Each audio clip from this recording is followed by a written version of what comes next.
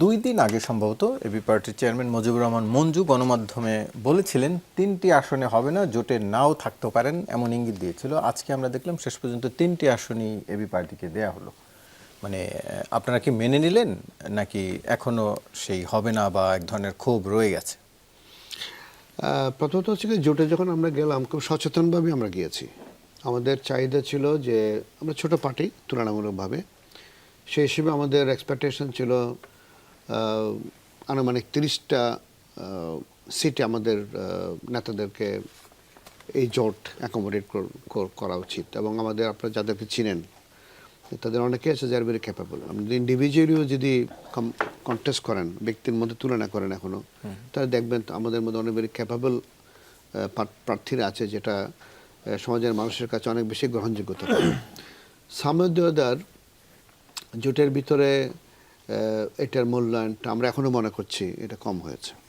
এটা আমাদের এই আকাঙ্ক্ষার জায়গাটা থেকে যেতে পারে। তো আমরা তো আপনারা জানেন 108 জনকে আমরা নমিনেশন দিয়েছি, পর আরও 34 জনকে নমিনেশন দিয়েছি।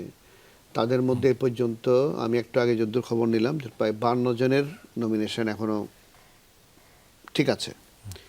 তাদের মধ্যে একটা চরম হতাশা কাজ করবে এইটার কারণে। অনেকেই হয়তো উড্র নাও করতে পারে। তো এটা নিয়ে আমরা কাজ করছি। আমরা বিভিন্নভাবে নেতাদের সাথে বৈঠক করছি, বারবার বৈঠক করছি, কাউকে কাউকে বোঝানোর চেষ্টা করছি, কোথাও কোথাও হয়তো পারা যাবেও না, হয়তো বা এমনও হতে পারে। তো এটা সন্তুষ্ট অসন্তুষ্টির প্রশ্ন নয়, আমাদের দাবি ওই 30টার মিনিমাম, সেটার মধ্যে থেকেই আমরা এখনও আলোচনা চালিয়ে যাচ্ছি। দেখা যাক কোথায় গিয়ে শেষ হয়। এটা উজ্জ্বল না হওয়া পর্যন্ত এটা বলা ভেরি ডিফিকাল্ট। তো 3টা আছে, সেটা ঠিক আছে। তার মানে এখনো আপনাদের আশা আছে যে আরো আসন বাড়বে? আপনি দেখলেন যে আপনি তো নিজে একটু আগে বললেন যে কর্নেল স্যারের পার্টি, সেই পার্টি আপনার তাদেরও 3টা ছিল, 7টা তাদের হয়েছে। আমাদের তো আলোচনার জন্য আমরা 2 দিন আগে আমরা মিটিং করেছি, সেখানে আলোচনা করে আমরা আরেকটা তালিকাকে, ওই তালিকাটাকে আবার একটু রিডিফাইন করে আমরা সেটা আমাদের জোটের মধ্যে উপস্থাপন করেছে।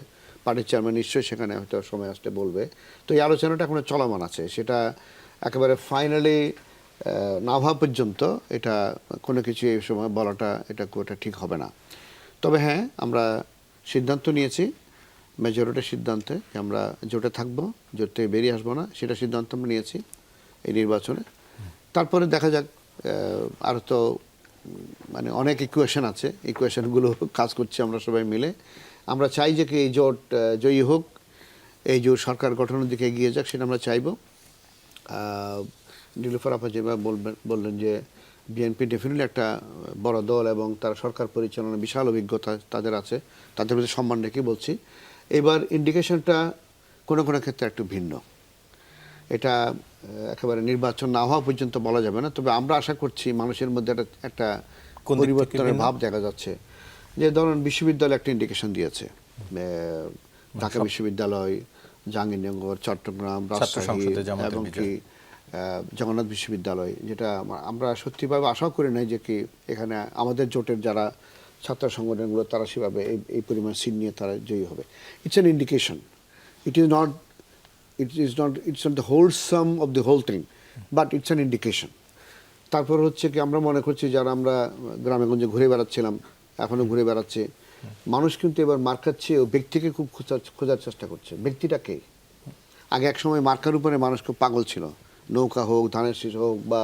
আপনাদের জোটের যারা প্রার্থী হয়েছেন তাদের সবাইকে কি চিনে এলাকার সব জনগণ, মানে এরকম পরিচিত মুখ কিনা সবাই? আমাদের পার্টি তো নতুন, মানে আমি জোটের সেই সামগ্রিক কথা, আমি সেই কথাটাই বলছি আপনাকে। বাইনাও সবাই সবাইকে চিনে। আপনি যদি হাটাজারের কথা বলেন, আমার মনে হয় সচেতন ব্যক্তির মধ্যে যে কোনো একবার জিজ্ঞেস করলে কর্নেল দিদারকে সবাই চিনবে। হয়তো আমি মনিয়াপার মতো পপুলার নয়, বিকজ মনিয়াপার তো পার্লামেন্টে ছিলেন, আমি তো পার্লামেন্টে যাওয়ার জন্য মাত্র চেষ্টা করছি। পার্লামেন্ট আমাকে যতটা জনপ্রিয়তা না দিয়েছে, টক শো আমাকে তার চেয়ে বেশি দিয়েছে। আপনি এমনি পপুলার মনিয়াপা, না এত পপুলার হলে তো মনোনয়নই পাইতাম না। আপনাকে হয়তো আপনার দল হয়তো আপনাকে নিয়ে ভিন্ন কিছু ভাবছে হয়তো বা। তো সুতরাং আমরা যাদের যে 30 জনের ব্যাপারে জোটে আমরা তালিকা দিয়েছি, আপনাকে আমি গ্যারান্টি দিয়ে বলতে পারি every one of them are very popular in their area.